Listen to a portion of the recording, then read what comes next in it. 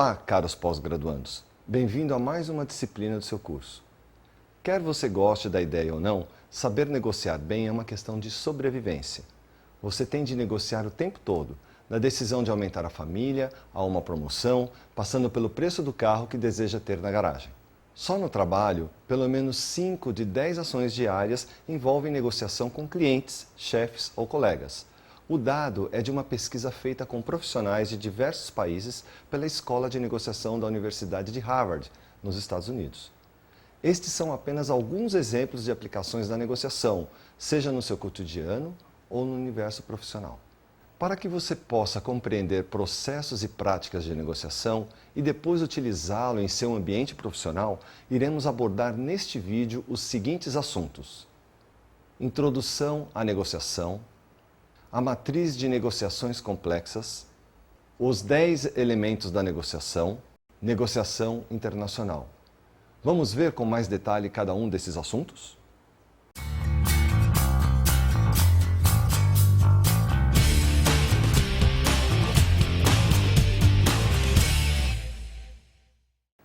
A história da negociação começa quando o homem precisou administrar a sobra de produção da agricultura.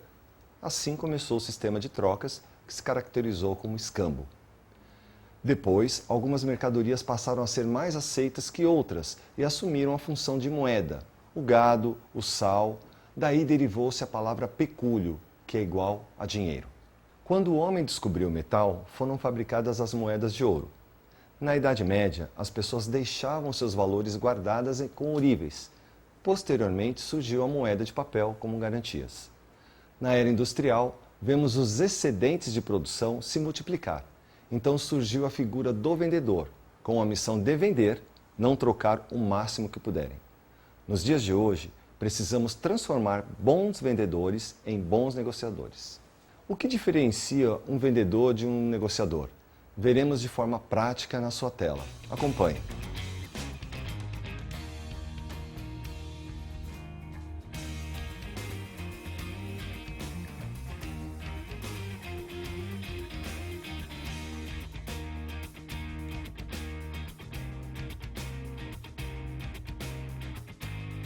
Porém, existem algumas características que são comuns para os vendedores e negociadores, como iniciativa, paciência, persistência, boa comunicação, comprometimento, ética, foco, disciplina. Podemos então afirmar que vender é trocar um produto ou um serviço por um valor. Já negociar é procurar identificar uma zona de acordo com o interlocutor, tendo em vista encontrar o ponto em que as condições atendam a todas as partes envolvidas no processo. Mas afinal, o que é negociação? A negociação pode ser voltada exclusivamente para obter vantagem, onde se visa exclusivamente o interesse. O negociador tem como objetivo ter a outra parte sob seu controle. A negociação é usada para a obtenção da informação e do poder, onde a comunicação é fundamental no processo de negociação, podendo influenciar decisivamente as direções a serem seguidas pelas partes. Por isso, é fundamental que em um processo de negociação, algumas condições devem ser atendidas. Escute atentamente e registre o que está sendo dito. Seja claro quando fala. Falar sobre você, não sobre o outro. Falar com um objetivo. A comunicação deve ser bilateral, satisfazendo as partes envolvidas. A comunicação bilateral, mesmo que indiretamente, já mostra uma preocupação em satisfazer as necessidades das duas partes, a chamada negociação ganha-ganha. A negociação busca o acordo entre as partes. O acordo está mais relacionado com a persuasão do que a utilização do poder simplesmente. Neste aspecto, a comunicação é fundamental. Perceba que a negociação funciona como um instrumento de satisfação das necessidades. É uma troca de um recurso valioso para um lado, possibilitando que ambas as partes atinjam um resultado satisfatório. Negociação é uma atividade que pode afetar profundamente qualquer tipo de relacionamento humano e produzir benefícios duradouros para todos os participantes. Sugere a busca de interesses comuns, que ressalta a importância da renúncia e das concessões na busca de um acordo. Todos nós negociamos sempre, onde o importante é transformar um conflito em entendimento. Dessa forma, a negociação tem o envolvimento de posições divergentes para um acordo. As partes se movem de duas posições divergentes em função de possíveis enfoques como uso da barganha no processo da negociação, ceder para atingir o que se pretende.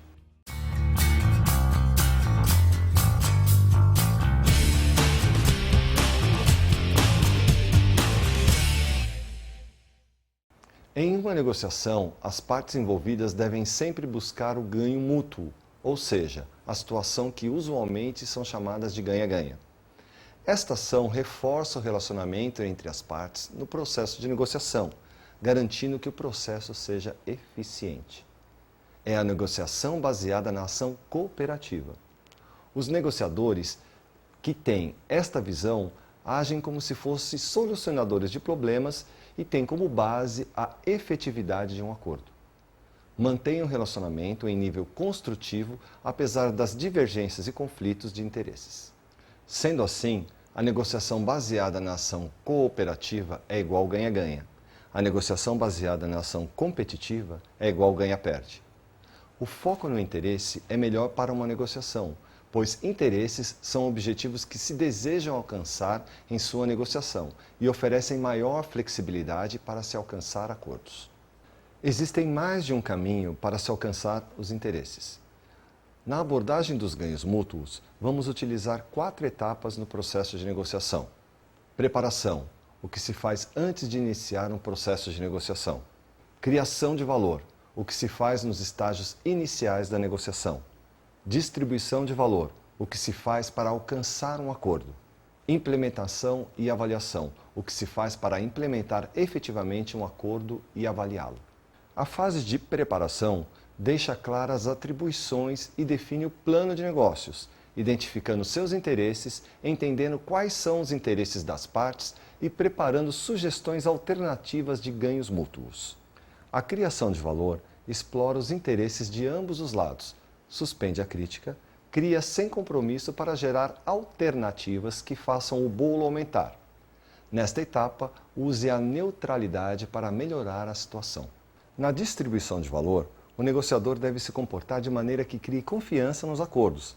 Deve discutir padrões e critérios para melhor dividir o bolo. Nesta etapa, use de neutralidade para sugerir possíveis formas de distribuição e projete acordos que se reforcem e estabeleçam relações duradouras. Na 4ª e última etapa, que é a implementação e avaliação, o negociador deve buscar entrar em acordo para monitorar as ações adotadas e facilitar a sustentação dos compromissos. Nesta etapa, continue trabalhando para melhorar o relacionamento. Use a neutralidade para resolver desacordos. Na negociação, o planejamento das etapas se torna fundamental para que o processo tenha êxito.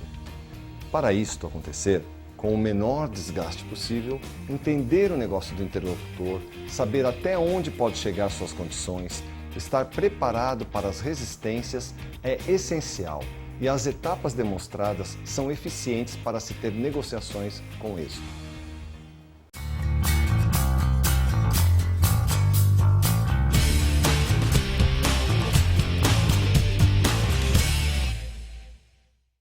Toda negociação é um evento de busca por um acordo mutuamente satisfatório, onde se objetiva alcançar resultados eficazmente otimizados.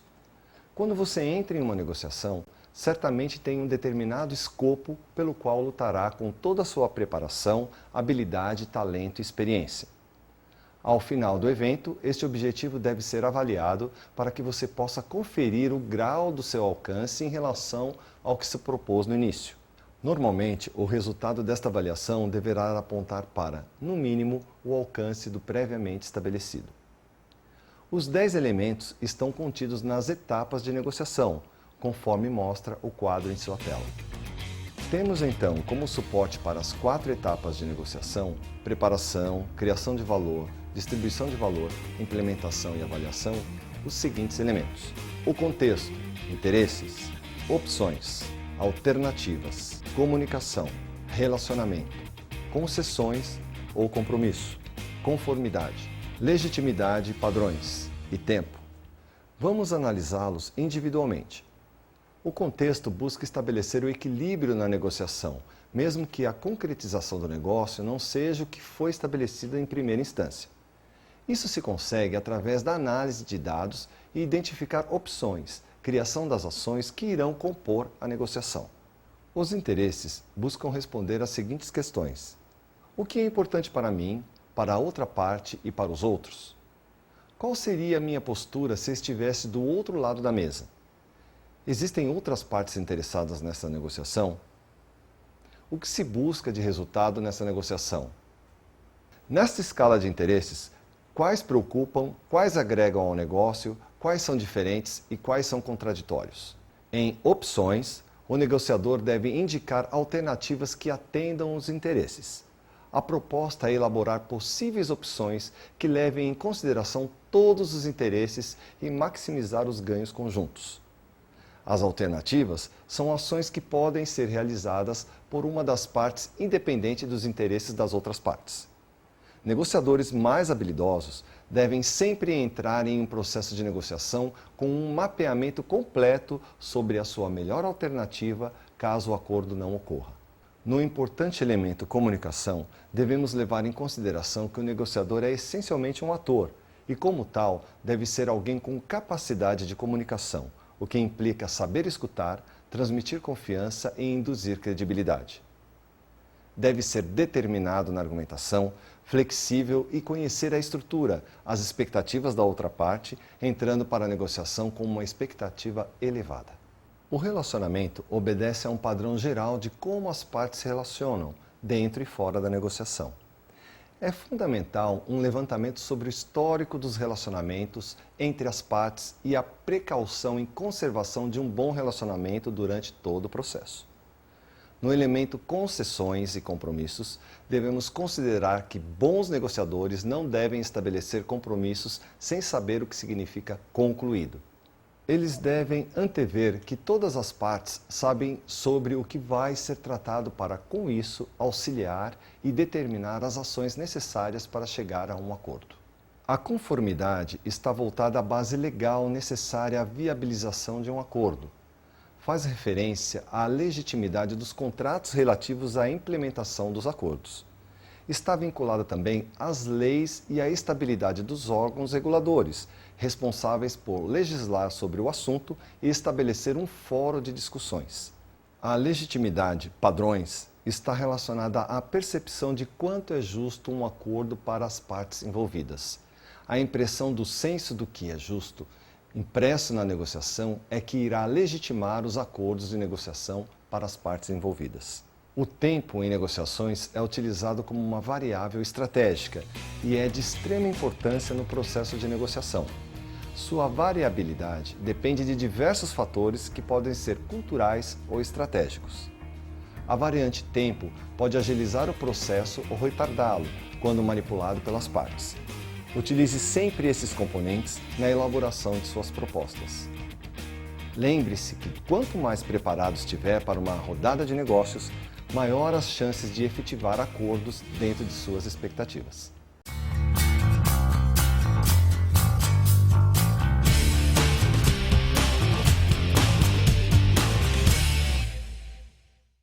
As negociações internacionais são uma realidade no universo econômico, político e cultural dos Estados e nações.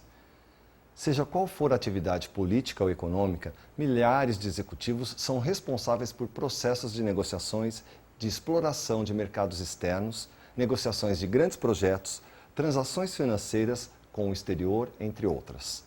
Algumas exigências e particularidades são conferidas ao negociador internacional. Vamos relacionar as principais. O negociador deve estar preparado para as adversidades e possíveis hostilidades no ambiente das relações internacionais, onde se verificam rivalidades de todas as ordens. Ter a capacidade de melhor conduzir negociações com parceiros que podem ser altamente qualificados, como outros que podem se apresentar extremamente mal preparados. Isto exige uma grande flexibilidade do negociador para poder se relacionar de forma efetiva com partes tão distintas. Deve ter profundidade dos custos e riscos que as transações possam gerar, contemplando todos os investimentos de tempo, energia e competências humanas, para evitar mal-entendidos comprometendo a negociação. Os processos de negociação são basicamente os mesmos, podendo ser consideradas até mesmo as práticas universais. A maior diferença em relação às transações internacionais está relacionada ao ambiente e, consequentemente, à maneira de utilizar os processos. Temos que compreender as diferenças culturais para melhor se relacionar com os outros povos de culturas distintas. Podemos dividir as diferenças culturais entre aqueles facilmente identificáveis e as dificilmente identificáveis. Diferenças de idiomas, costumes alimentares, acolhimento ou amabilidade dos interlocutores, forma de vestir, horários, higiene, entre outros, são rapidamente percebidas, mas nem por isso tornam-se menos importantes. Os sinais nas negociações também tendem a ter significados diferentes. Por exemplo, a expressão fria de um russo pode não significar a falta de interesse, mas apenas que ele não está familiarizado com a situação. A mesma coisa não é verdadeira quando se trata de um brasileiro ou um italiano, já que o sangue latino traz um jeito diferente de reagir. Os comportamentos também tendem a ser diferentes. O sim de um japonês pode querer dizer não, significando que ele compreendeu o que está sendo colocado, porém discorda. Por outro lado, uma resposta pois não de um brasileiro tem um sentido de concordância, ao passo que para um português pode ter uma conotação negativa, de discordância. As negociações internacionais serão sempre fáceis? Claro que não. Serão factíveis? Com certeza. Você não precisa morar durante anos em contextos culturais diferentes para chegar a ser um negociador de nível mundial. Mas, com certeza, precisa estar consciente dos fatores principais que facilitam ou impedem o sucesso nas negociações internacionais e desenvolver a habilidade de usar esses fatores em seu benefício. Isso não significa que você deve ser um especialista em cada país onde faz negócios. Você precisa ter domínio das técnicas que o ajudarão a conseguir o que deseja internacionalmente. Você precisa examinar o processo de negociação como um todo, com a finalidade de construir uma base para você desenvolver as suas habilidades como negociador de nível internacional.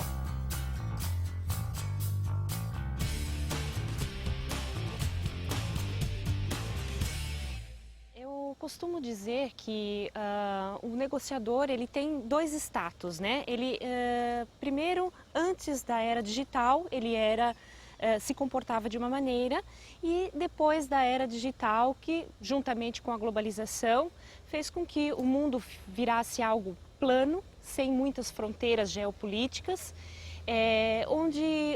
o que você faz aqui é visto ou sabido, conhecido em outro lugar do mundo, né? Existe uma simultaneidade muito grande hoje em dia e o negociador ele tem que estar muito preparado para isso. Geralmente o negociador internacional ele é o trader, né? As empresas podem ter apenas uma pessoa no departamento internacional e essa é a pessoa responsável pelas negociações. Esse trader, no caso, ele deve principalmente conhecer a cultura dos outros países com os quais ele está negociando. Existem algumas diferenças marcantes nas culturas dos diversos países. Então, por exemplo, se nós formos citar os japoneses eles são muito frios nas negociações, eles não admitem as mulheres nas mesas de reuniões. E, ao mesmo tempo, são bastante bairristas, o que significa que eles fazem negócios com gente da família e que eles costumam ter amizade no decorrer dos anos. É muito difícil eles abrirem para uma empresa nova. Outro tipo de cultura diferente é a cultura dos árabes, né? Principalmente os praticantes do islamismo, que eles não admitem que as suas mulheres recebam presentes ou qualquer tipo de gratificação, ou qualquer agrado.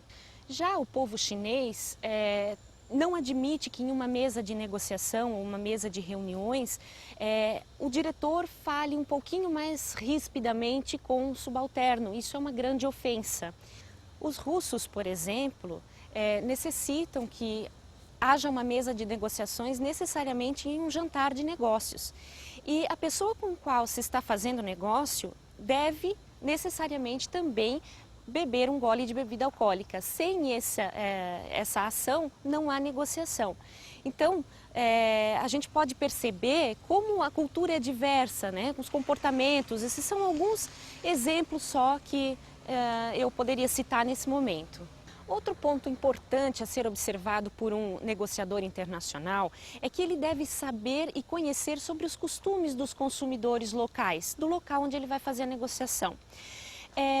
Para isso, ele pode dispor das pesquisas primárias ou pesquisas secundárias. As pesquisas primárias, elas são em loco, onde antes de qualquer negociação, o negociador vai ao país para aprender um pouco sobre a cultura e os costumes.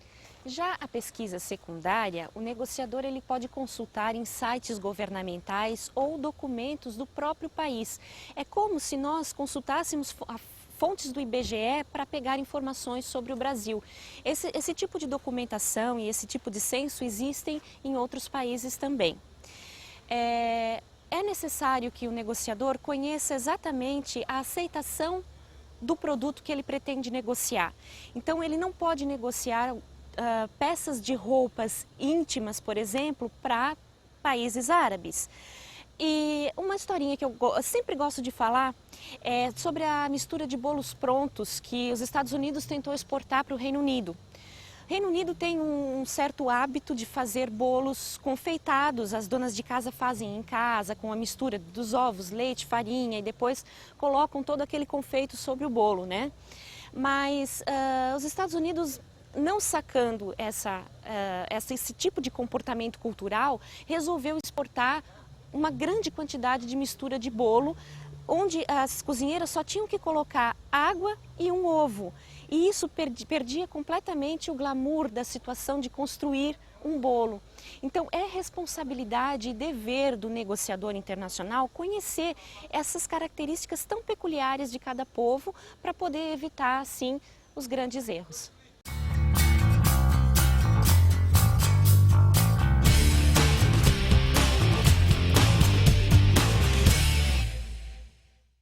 Vamos revisar o que foi apresentado neste vídeo? Neste vídeo você viu os conceitos principais e as características do negociador, as definições e funções de 4 importantes etapas no processo de negociação, os 10 elementos que compõem a força para a elaboração, implantação e verificação das negociações. Por fim, quais são as principais características das negociações internacionais? Bem, agora esperamos que você continue os seus estudos sobre princípios e técnicas de negociação.